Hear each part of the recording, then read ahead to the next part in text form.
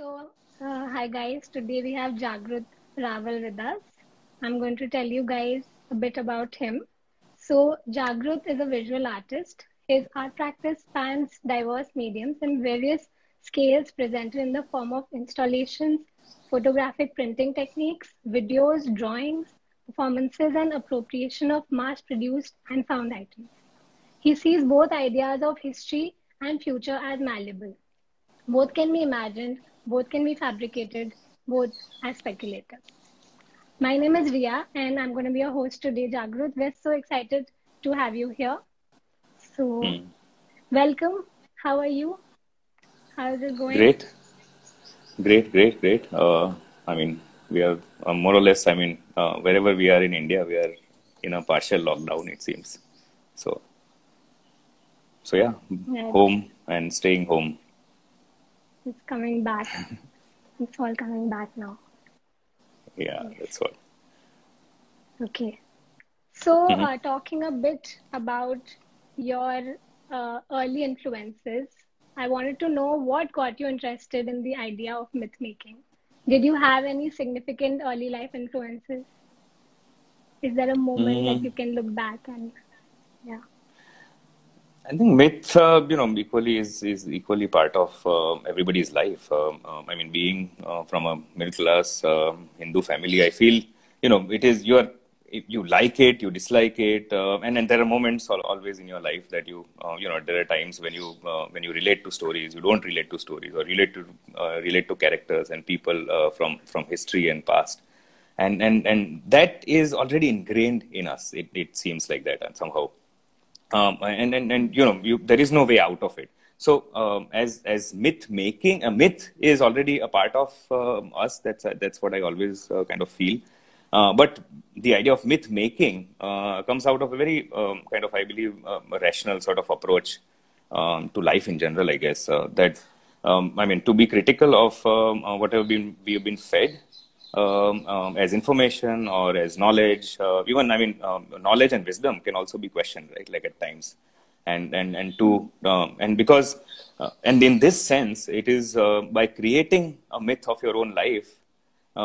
We are myth makers. All of us are myth makers in that sense, right? So myth making is not something new that I'm doing. I'm just merely Mm. another artist making Mm. making things which are already in the context of myth making as an activity. I guess every artist is a myth maker. Be it Yeah, whatever you creating make things that, illustrations or you make mm. paintings, you make movies, you make photographs. All of this are part of that expression of myth making, I say. that's, that's true, I guess. Yeah. Could you tell us a bit about your time at SEPT? I mean, you did your undergrad at SEPT and your master's in photography at Savannah College of Art and Design. So, how did those, uh, like, how did that contribute to, your career now? Mhm. The journey starts even before that. So I was in engineering for a year, and Hmm. in IT engineering, and everybody around me was like, it was an obvious thing that after doing your science and 12th standard, and that's what you end up in. It's engineering. But then after that 1 year, I realized, and Hmm. I was always interested in photography as a medium and something that it was my hobby since like 10th standard. So Hmm. that really Hmm. helped me to move out of engineering. And then I was looking at options, and CEPT was, the course that I was in, which was the School of Interior Design, which was a very interesting course where we dabbled into like graphic design, furniture design, and really like the whole expanse of design as such, and with research thesis at the end. So that really jump-started a lot of ideas about history and looking at spaces in reference to history. And as I said, I Hmm. was doing photography all this while, so I thought it was a natural kind of course of action for me to go into a photography school, but yet within the realm of fine arts.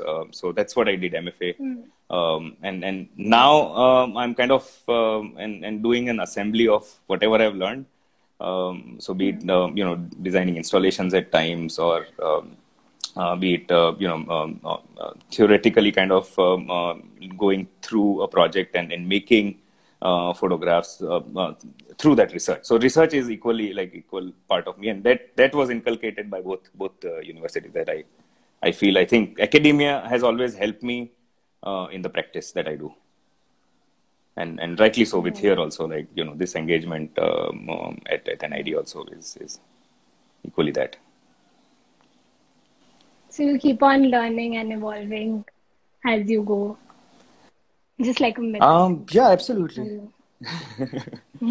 We are, and even the courses that I am teaching, they are also, I mean, they are in line with the practice as such. Like my practice kind of always is an addition to academia, and the academia kind of always strengthens the practice. So, in like I don't know, in that sense, if that makes sense. Right. Right.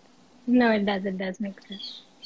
Okay, so could we talk a bit about your subjects, like the art that you do? Although all are unique, they all seem to connect to one theme. Like there's a meditative quality to them. So how do you pick them? Does it come naturally, or do you like map it out? How does that process go? Hmm. Wow, that's a question that I always ask myself, like where all this comes from, and rightly so, everybody Hmm. does that, not just me, of course.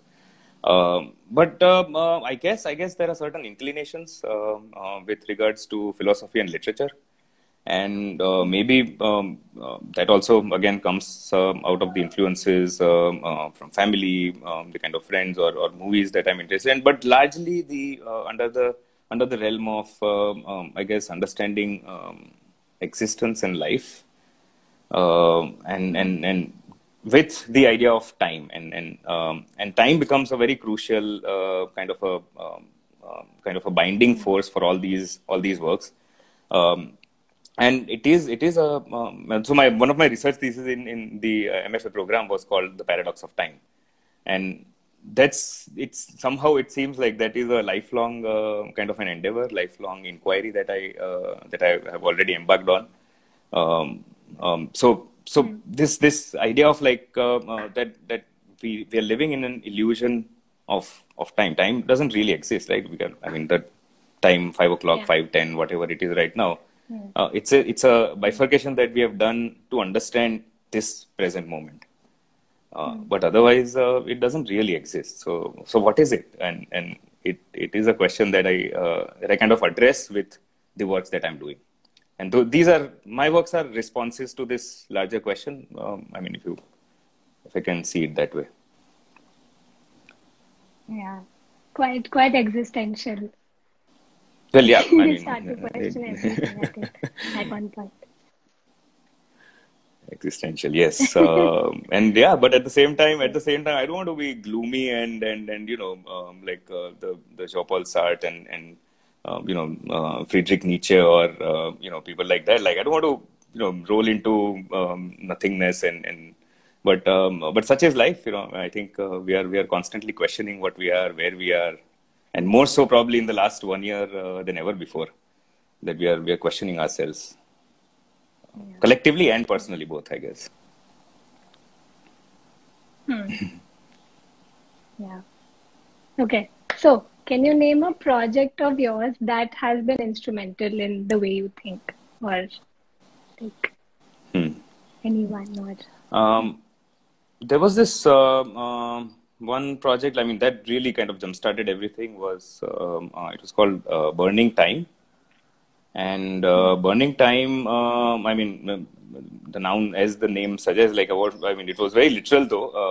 Now that in retrospect, as I see, and it is also. I mean, this is again for all students and everything. I think it is very important also to kind of look back at your own work and see, oh, what didn't work, and it was bad, Right. good, whatever. Like so now I'm not too attached to it, but that was instrumental in making me understand the multiplicity of mediums that I work with. So what I did, I got few table clocks from around here in Ahmedabad, and took it to my home terrace, and burned them, and documented that burning part.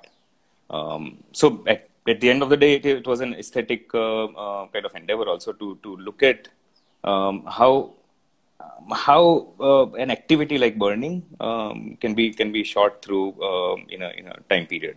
So those videos were like the video part, and then the burnt clocks themselves, I took them back to studio and photographed them like super high resolution, like with Hasselblad proper cameras and all that studio setup, and they were blown up almost the size of us, and that became like a very interesting sort of this journey between mediums.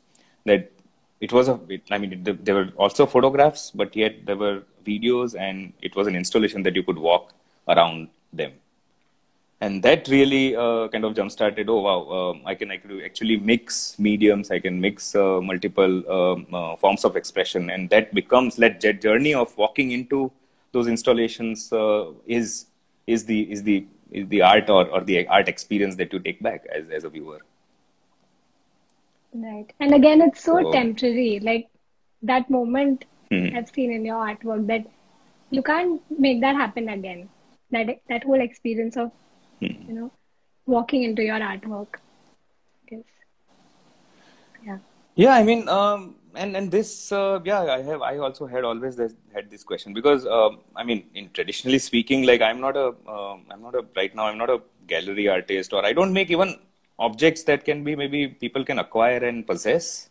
I mean, I have artifacts and drawings and all that, but at the end of the day, I feel also I mean, as an artist, I want to kind of also give the viewer an experience rather than to always possess something of the artist, like an object or a painting or a drawing or photograph. Like that is not necessary for the art experience always. Of course, that is also another world.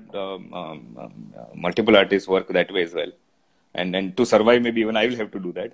Uh, but uh, I mean, as an inquiry, I am not interested in that. But I would rather focus on the experience part, and this is where also like there's this world called phenomenology, and this comes out of like this philosophical tradition where the idea of like your first hand experience with all the five senses, and that realization of your time and space is I think that is revelatory for everyone, I guess. So that I'm always chasing and trying to get at. Sounds fascinating. Just so much to think about. So, like for people, since I know your work, but for people who are joining us and they don't know, could you kind of break down, if that's possible, in brief, like the kind of work that you do? Could you? Oh wow, that's a Yeah. difficult one. I mean, I know Okay. it's like, yeah. Um, no, no, but this is great because I mean it's a student community, and I would love to break down that way. Like that, I think it begins with a lot of text and literature and historical research. And generally also like it's not something that was fed into me or anything like that. It's generally it's an interesting process, interesting kind of readings that I keep doing for myself, and that jumpstarts some kind of like a specific location that I want to work with, or some kind of an material that I work with. So there are at every time there is some kind of a context. Either if I go into a residency and if I'm making work that way, then there is a context under which you're making a work. Either you're responding to a city, you're responding to a particular brief, or so there is always a response to something. Be it even if it is created by me, it is not no one has asked me to ask me for a brief or anything like that. But still, that relationship between a location and my work, that's how I begin, and then it's collecting data, looking at the history of the place, or and materials that were used or artifacts, and then from there kind of some kind of blend that happens very organically. That is the difficult part to explain, I guess. Yeah. But I think the core of what I do can be kind of summarized as photographic and image based works, because I mean at the end of the day, that's my medium of expression. Photography as a medium. I mean that I feel I will never kind of move away from, because at the end of, as you also mentioned, like it's a visual art that I'm kind of largely under now that I can think of. Right. Yeah, thank you for that.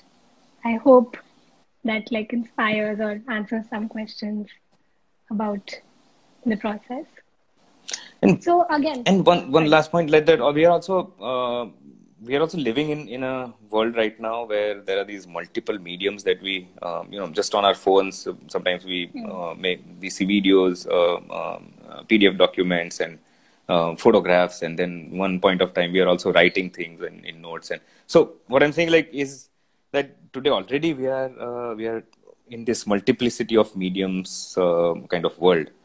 So how do we make a make a story out of that relationship of different mediums? That also I constantly keep keep as an inquiry with me. Yeah, yeah. Yeah, I think on that note, I just wanted to like again about various media that you work with. So how do you manage to kind of bring the consistency that you do in your work?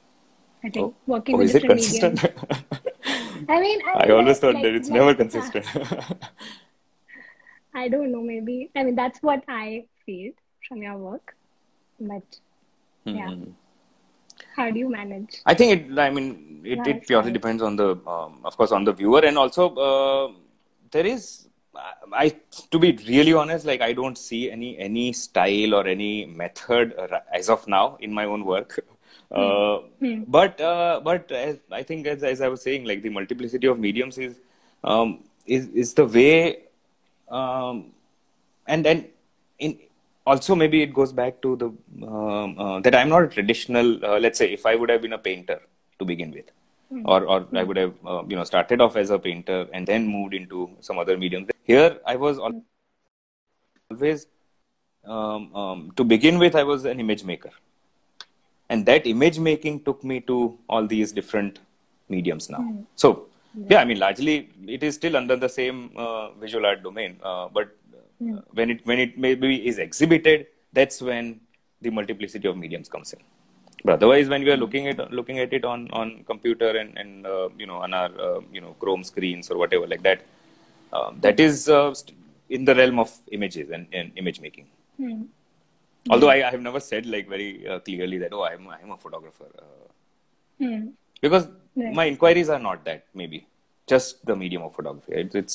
It's this More. larger philosophical inquiries that I'm interested in. Hmm. Right. So, you talk about your work at like I think I've mentioned before also having its own life.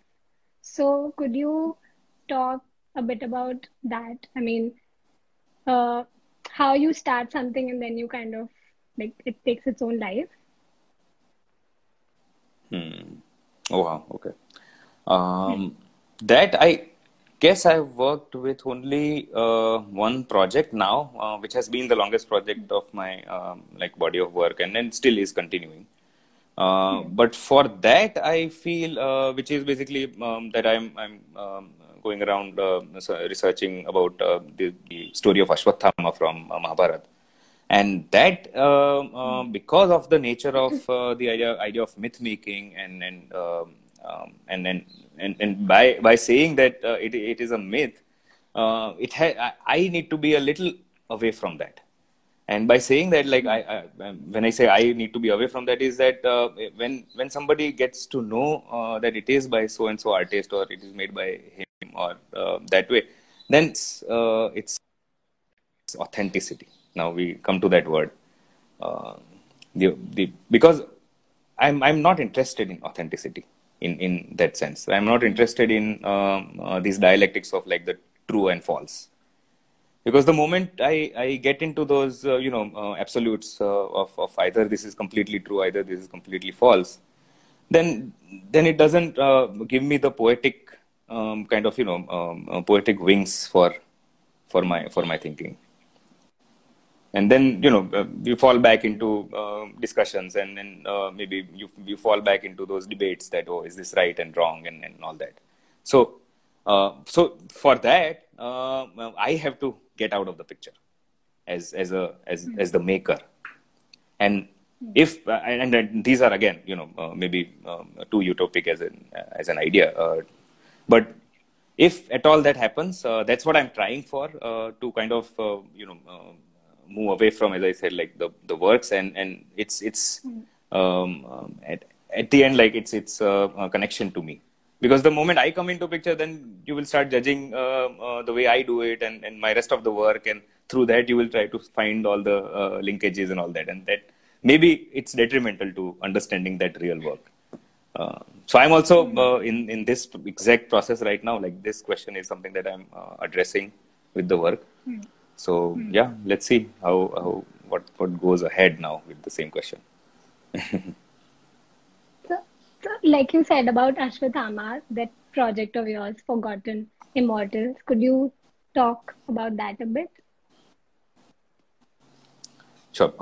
It's a project I've been working on since 2012, and in fact, it started with in a course at my MFA program called Fabricated Images, and it was exactly that, to make fabricated images and see what in history there have been so many instances. If we just like really start to research in this area of and there have been multiple these differences between like a prank, a conspiracy, and a myth.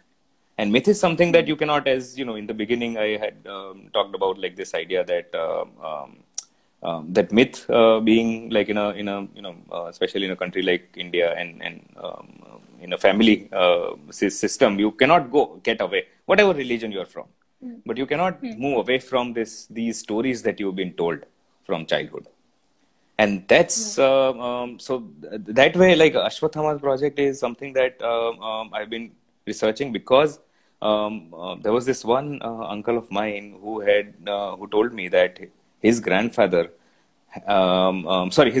had seen Ashwatthama on the banks of River Narmada, and that had stuck with me for all these years. That a character from Mahabharata who was given a curse by Krishna, and he's roaming around in the jungles of Khandwa, and he still is roaming around. Like, and apparently Mahabharata is a story, and it's a beautiful story. It's a beautiful poem, written thousands of years back. And how do people believe in stories, and what is this idea of faith, and what is again coming back to what is this idea of reality and truth? So all these questions kind of jump-started this project, and it is an ongoing project, as I said.